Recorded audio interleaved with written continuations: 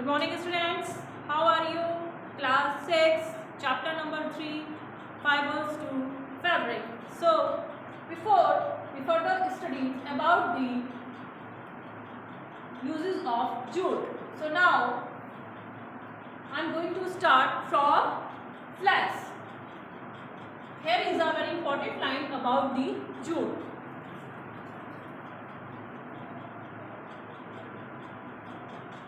Jute is only next to cotton in importance commercial. It means कि cotton के बाद सबसे ज़्यादा जो इम्पोर्ट होता है, सबसे ज़्यादा वो किसका होता है कमर्शियली? जूट का.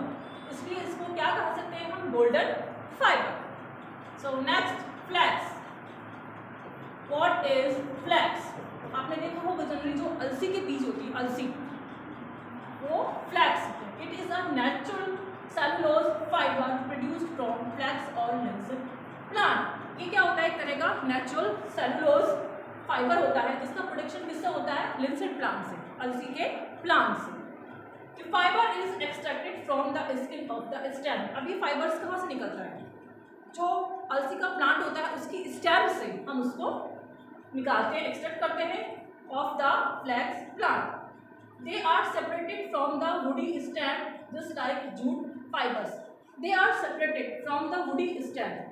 इनका सेपरेशन होता है किससे? वुडी स्टेम से, लकड़ी के स्टेम से, जस्ट लाइक जूट फाइबर्स, जैसे जूट के फाइबर्स का होता है. By the process of written, written के प्रोसेस के द्वारा. इट मीन्स जिस तरह से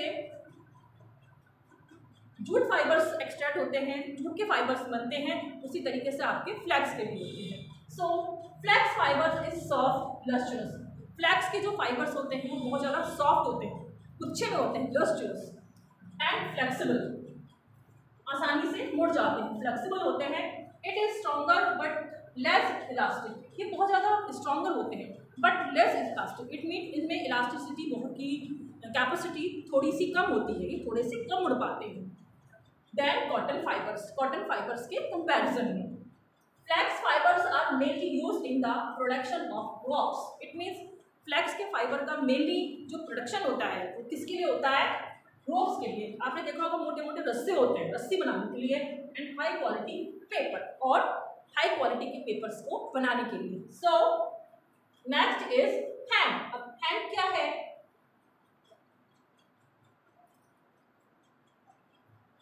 इट इज ऑब्टेन, भांग इसको कहते हैं. It is obtain from the stem of hand plant. अब उसका प्रोडक्शन भी किससे होता है?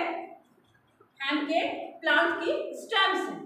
Okay, this plant is grow in loamy soil. What is loamy soil? जो बहुत ज़्यादा चिकनी होती है, लोमी सॉइल, वहाँ पर इसका वहाँ पर ये ग्रो होते हैं. It is grown during monsoon. Obviously अगर मानसून कैसा है आपका, अगर आपका जो क्लाइमेट है वो थोड़ा सा नमी वाला, इट मीन्स हैवी रेन है, मानसून कैसा है, तो वहाँ पे ऑब्वियसली जो सॉइल कैसी होगी, वहाँ की लोमी होगी. Hemp fibres are used in the production of ropes. It means hemp की जो फाइबर्स होते हैं आर यूज किए जाते हैं किसके प्रोडक्शन में? जैसा कि आपको पहले बताया, रोप्स, रस्से, carpets, nest, clothes and paper, जाल बनाने में. So next is ram. What is ramming? I also told you what is the other name of ramming. It is called China grass. इसको हम क्या कहते हैं? China grass. It is a Chinese plant. So this fiber is obtained from the stem of ramming plants. अब बिल्कुल hand की तरह, flax seeds की तरह कि ये ऑब्टेन कहाँ से होता है? चाइना प्लांट के जो स्टेम होते हैं उससे उनका प्रोडक्शन होता है.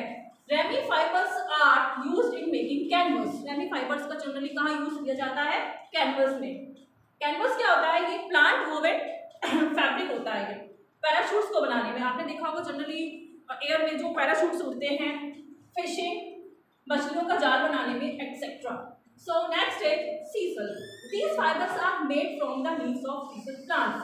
अब यहाँ पर डिफरेंस क्या है? ये वाले जो फाइबर्स होते हैं वो सीसल प्लांट की लीफ से बनते हैं, और हैम्प और जूट वो किससे बन रहे थे? उन प्लांट्स के स्टेम से. बट सीसल किससे बनता है? Leaves of sisal plants. Sisal fibres are, you can see in this diagram, this is the sisal plants. This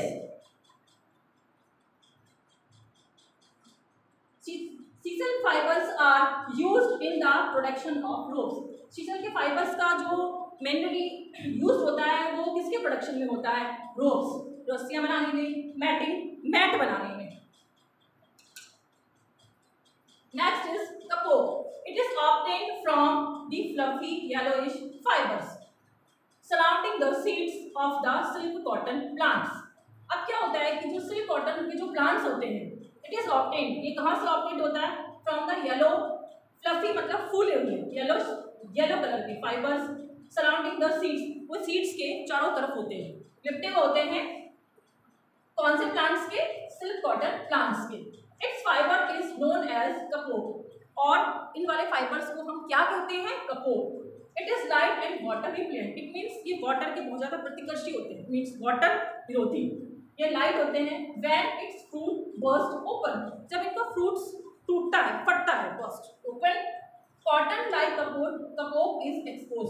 और एक तरह की कॉटन जिसे हम कपोक बोलते हैं वो बाहर निकलती है उसमें. Kapok fibres are used in making flowers. Kapok fibres का जनरली हम कहाँ यूज करते हैं? फ्लावर्स को बनाने में, लाइफ प्रिजर्वर्स, एक तरीके से हमारी लाइफ को प्रिजर्वर्स के रूप में, stuffing material and insulation. What is flowers? अब ये फ्लावर्स क्या होते हैं? So you can notice flowers. ये होते हैं आपके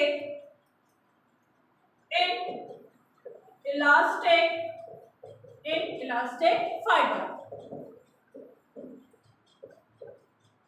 And insulation. What is insulation? Insulation. अब ये insulation क्या है? So here you can note down the definition of insulation. आप इसको नोट डाउन भी कर सकते हैं.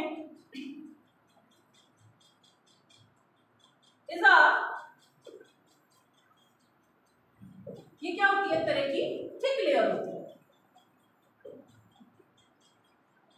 और substance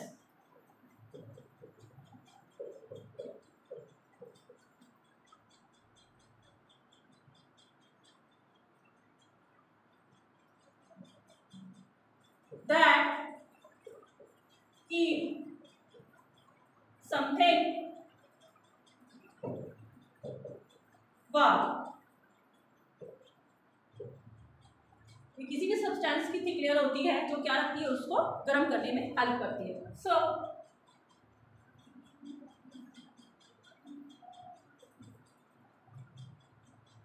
next is animal fibres. So further before हमने किसके बारे में स्टडी की? Plant fibres. Now it's animal fibres.